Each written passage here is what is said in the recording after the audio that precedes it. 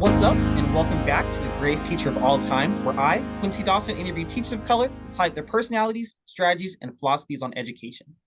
Make Oh, sure to like and subscribe to the YouTube channel, and also visit greatestteacherofalltime.com to help me support more great teachers like Mr. Russell. What's up, Austin? hey, how's it going? I'm good. Dude, thank you so much for being here. You've been doing a lot of great things in your school and your classroom, and I feel like I got to spotlight you for this. Well, thanks so much for having me. Yeah, it's been a really amazing and fun year. Healthy challenges.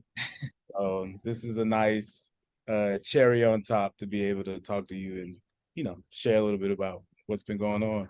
Yeah, man, it's AP season right now, so I know you've been doing a lot.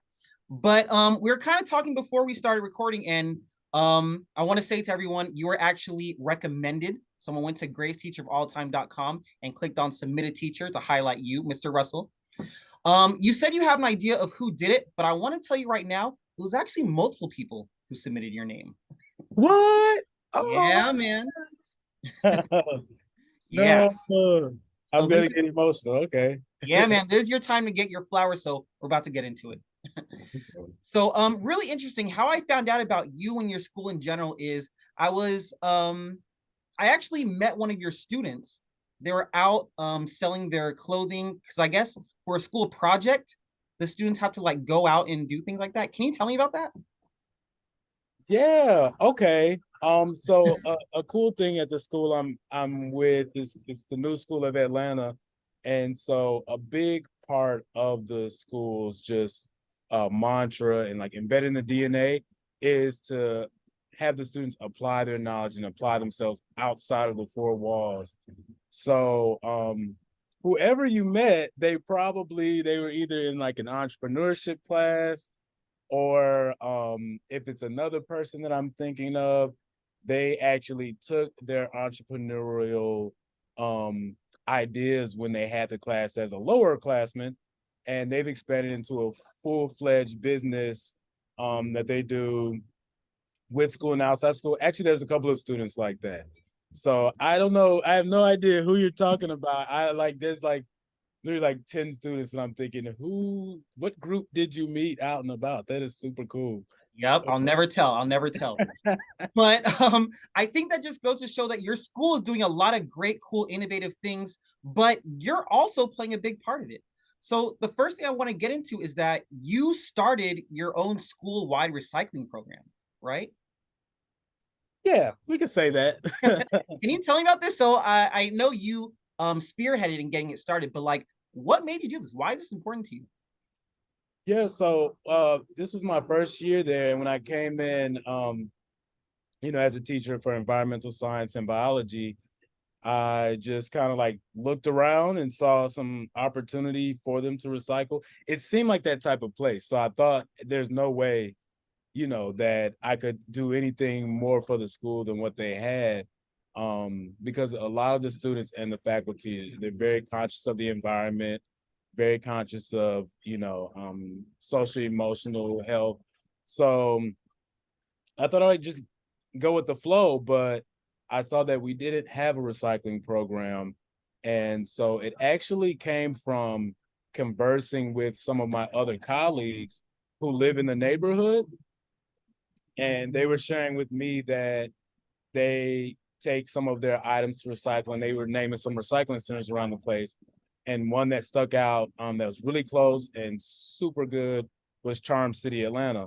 So when they told me that, I was like, oh, okay, yeah, like we have to, this shouldn't be just a project that we do once or to go visit, but this should be something that we all do as a school. Like, no matter if you're in my environmental class or not, we should all do that. And so I spoke to some of the faculty and kids who had been there, and they're, oh, we've tried this before. It's not, it doesn't, it's hard to keep up with, everything that we all experience, with recycling, because it's easy to kind of fall by the wayside and with a big group try to herd them to that. But I was like, no, I think we can do this. Like, signage does a lot. Pictures speak a thousand words or worth a thousand words. So it's like, yeah, I think, if we make it pretty simple, people will, you know, follow along, follow suit. And so with that, we were able to establish a good relationship with Charm City, where we've donated as a business. I can't count how many times this year. Um, and then another really cool part of it is that even though I spearheaded it, and this is how I try to do everything, it's student led.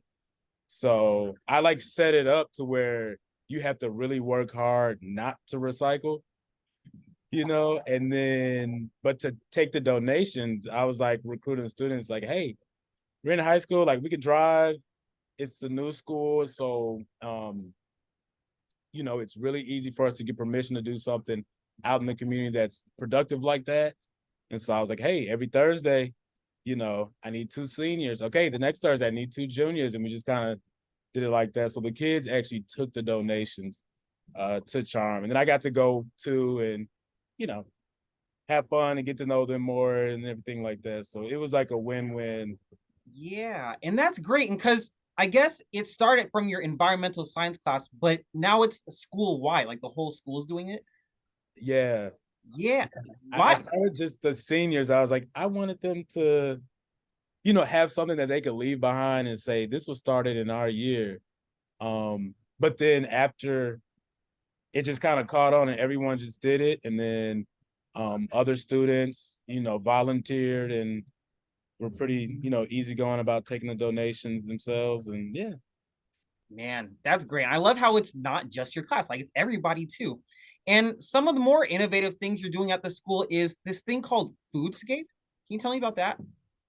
Yeah, so that actually was a really cool opportunity that came about basically again with my environmental class. I was going outside and I was, you know, poking people saying, "Hey, can we get a garden here? Can we start do you want to start a community garden? Have we done this before? Okay, we did, but how can we sustain it?" All these type of little questions I had. Can we compost? Do we want so things like that I just want to apply, outside of the four walls. And the easiest place to go is right outside of the school.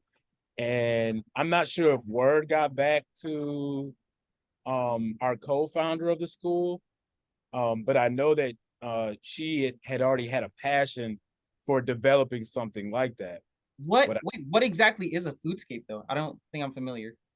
yeah, so Foodscapes is actually a partnering organization that we're with to create a community agriculture project or a community garden. Got Um, you. Okay. So our co-founder was like, "Hey, I really had this idea, and it'd be really cool if we can have a community garden."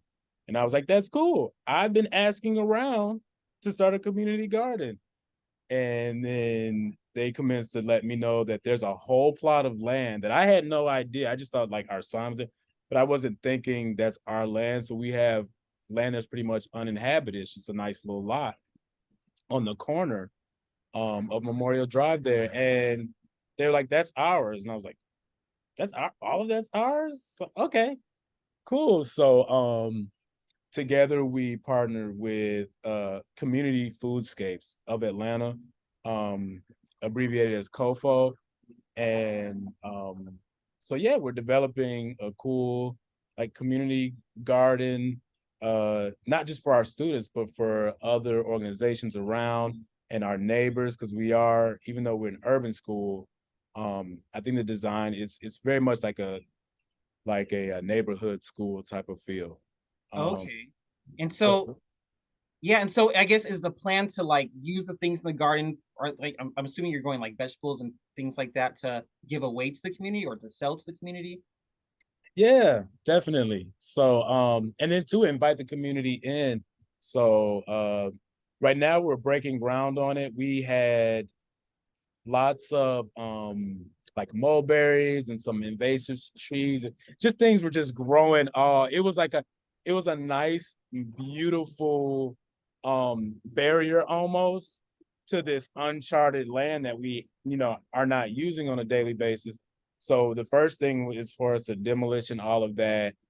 So we put together a couple of days where not just our students, but like their families, parents, friends have come out to help pull up a lot of these invasive species. And so now we have like a nice blank canvas, and the goal is to make it a cross between like an outdoor classroom or maker space, and then also use plots of the land for like some ag beds. So you know, and for the community, they can come into and like adopt a bed or help us with some of that work. So that's the overall goal. And the cool things I do want to shout out to, because some of it is coming from a cool Nickelodeon grant for the community, community X grants that are available for anyone who would like to do something like this. It doesn't have to be associated with school, which is what I loved about this grant, but it just came around and really, you know, made things really exciting for me, I think, to be able to bring something new and something more to the project. But yeah, all in all, we're partnering with Community Foodscapes to help design this space. So the students can they can have class out there, they can create out there, and then we can invite others in the community to adopt a So, bit. okay, so I understand that I guess the results is going to be for the students to help out with the garden and everything. But are they involved in like the planning process and everything like that too? Yeah, they've been instrumental. Um, so um a part of their involvement really came from with the grant. It's for students to help, you know, to be in the planning process. And so I picked out, you know, a few students from each grade band so that way the whole school was represented, and had them meet us with our community partners, COFO, to do something called like a charrette. So it's basically just surveying the land and sketching out what ideas you would have, or what like your dream space. So they pretty much did napkin sketches. And it's great for our school because a lot of the students are very like artistic and talented in those ways. And so I really wanted to be able to, you know, show them how they can use those skills outside of just like art and design, you know, that there's design in science as well. So in essence, we did a lot of napkin sketches together, um, spoke with our partners about, you know, what we would like to have out there. And then together with all that info, came up with blueprints for it. But to take it a step further, so in total it was about 20 students involved, but then there were a few in particular who have taken a large step in leadership.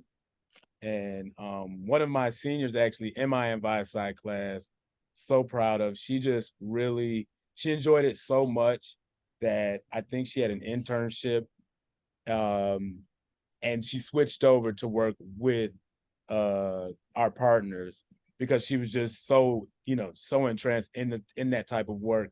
And so from there she's taken such a lead in like planning some of those volunteer days, and communicating the needs from our partners to me and to our leadership at the school.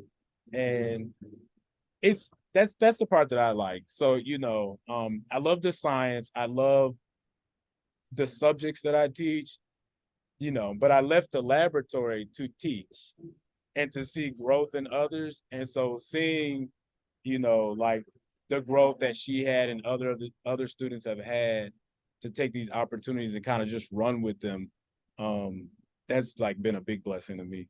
Yeah, and I think that's like the key, right? Where like you're doing all these great things for your school, but like the end result is that it's creating all these opportunities for students, right? Like this student probably never had a chance for something leading like the Foodscape program, right? But now she does have that because of you.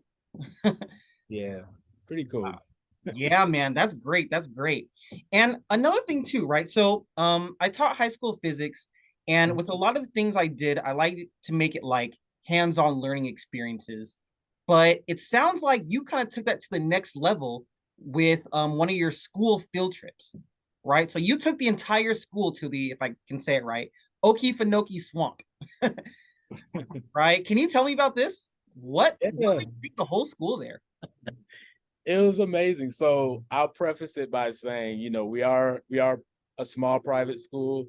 So it's about 100 students, uh, give or give or take, maybe like 90. Um, or 80. Yeah, something around there. But in total for the trip, including teacher, staffs, and chaperone, this is a 100-person trip.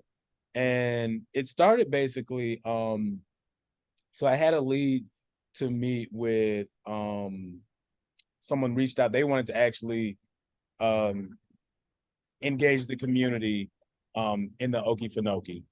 And so they reached out to us, and his name is an attorney, Bill Saps, from Southern Environmental Law Center down here in Georgia. And so I reached out to him and just said, hey, it would be great for you to engage with us and, talk to my environmental class. Um, as an environmental lawyer, I had some students that were interested in studying that. So I thought it would be just that, just a guest speaker. And then once we spoke, he just had such a fire about the advocacy for the Okefenokee. And then I was like, oh wow, this is really important. And for if you don't know, the Okefenokee Swamp is one of the largest dark water swamps, if not the largest in the United States. It was once protected as protected land, a certified dark sky, so you can see all type of beautiful constellations, and just an all around great place to visit down in South Georgia, um, and get to see just a swamp, almost like the Everglades. You hear about the Everglades, it's similar to that. And so um, he shared with me, some of the advocacy work that he was involved with protecting the Okefenokee. In particular, right now, there was like some proposed mining. And so I thought, okay, that's interesting. Um, but in thinking about my students, a lot of them are really interested in advocacy work. Yeah, I mean, it's a big part of the DNA of the school and the students. And so I thought, oh wow, well, maybe a guest speaker, maybe some of them might, you know, love this, and they might connect with them on their own time. But we just kept talking, and it clicked that this was a good opportunity um to take my advice side class um down on the trip down there to visit and see more of the Okefenokee and learn more about it. It tied into the units, that we were going over um, pretty easily. So I thought, okay, yeah, this would be cool to take my AP and Vi side. These are seniors. I'll take them to a trip. And then I don't know what made me ask the question. I really don't know, but I just thought, hey, can the whole school go? This seems like it'd be something that more than just the seniors would would enjoy. Um, I'll go back a little bit because I do teach a projects class with like the ninth and 10th graders. Yeah. So So wait, I uh think I think that's like getting into my question because it's so easy just to teach inside your own classroom and just keep it in your class, right? But like the last three things I talked about with you, you do things with the entire school. Like, what's making you do that? that's always been like a goal and like my mission, like a dream of mine to be able to do that uninhibited. Um, so any chance I've ever gotten in teaching, I always wanted to open the doors and open the opportunity for other students and teachers to join in. The more the merrier. So that's always been a big goal of mine. And I just think no matter what organization you're in, um, when you're able to find commonalities and help other, we're all able to help each other in accomplishing similar goals, especially in teaching. We all have the same goal. Um, is to teach, inspire, encourage and strengthen the next, the next class. And so it's just kind of always been in me. That was like the point of me even getting into education, is to be able to help direct a lot of people. And I love coordinating things. So that just kind of, I get to scratch that itch, I guess, and all that type of thing. So yeah. Yeah. And it's so cool that you're doing it and it's benefiting everybody, right? Like not just you, with you and that drive that you have. And man, so I was talking to Mr. Wooly Pierre from the Chronicles of Mr. podcast. You should listen to it. Okay. But on there, we were talking about being a classroom teacher versus a whole school teacher, right? And the classroom teacher makes sure like their classroom rules, their lessons, everything are good in their class. But it's that whole school teacher who wants to like enhance the whole culture of the school, right? Where like if you see maybe another teacher or another student outside your class, like you would get on them too, right? So I think that's part of like you have that natural drive to be that whole school teacher. Have you thought about that? Where does that come from? Again, it just You're just the greatest teacher of all time. That's it. no. What more could you say? I just always two things. One, I think is just in my nature. So if I see a connection, or if I look for like glimmers in people's eye, even if they don't speak up or say it. So I kind of always look for that, like, oh, this really, you seem like you're in your element, or this excites you, or you're interested in something and curious about something. Whatever gives like a twinkle, or a spark in someone's eye, I kind of like to stoke that fire, if it's a good fire. So that's just in my nature. So it doesn't matter, if it's with my friends and I'm like, you do this well, even if you're not serious about it, you should really do this. I just always, like to encourage other people. And I like to get, um, all up in their business, so to speak, with like helping them attain whatever this is. And then I like to leave and let them have it, So that's just kind of like in my nature. I don't know. I'm a second born, so I'm like used to trying to help people. Healthcare and science has always been like, to help people, So I always have that just in me. But real quick, I did have like my first experience, my first year teaching. I went from teaching just my class to teaching multiple classes. And so I think that experience, on like a professional level, showed me like, oh, I can do this. It was rocky, but it showed me like, oh, but I like this. It's something that I can do. It's something that, that's the way that I like to do, would like to teach. So I like how you put it. Whole school teacher, whole teacher. Yeah, the whole school teacher. Like that's you. That's you. Man. But Austin, Mr. Russell, thank you so much for this. Your insight on teaching, the things you're doing with the recycling program, the foodscape, taking your whole school to field trips. Man, it's all part of the reasons why I think you might be one of the greatest teachers of all time. Oh, wow. That's so nice. You saying that. It's the truth, man. It's the truth. I gotta let it out there. Yeah. And also, thanks to Transcendence Children Family Services, I actually want to sponsor you with a free $100 gift card to use for you or your students or anything you choose. Oh my gosh. Thank you so much. Wow. Well, I really appreciate you, Quincy, for having me and for doing what you're doing, because it's really important, and it does.